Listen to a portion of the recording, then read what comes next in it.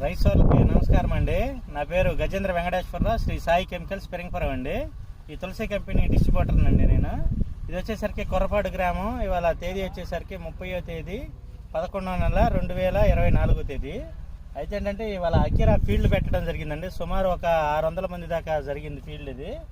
ఈ ఫీల్డ్ వచ్చేసరికి అకీరా పత్తిత్తనం ఎలా ఉంది, ఇప్పటికీ కూడా ఇది వచ్చి ఒక 4 ఏళ్ళు అయినా కూడా దాని పనితనం ఎలా ఉంది, ఎంత బాగుంది అనేది కూడా మనం మళ్ళీ ఒకసారి కళ్ళారా చూద్దామండి.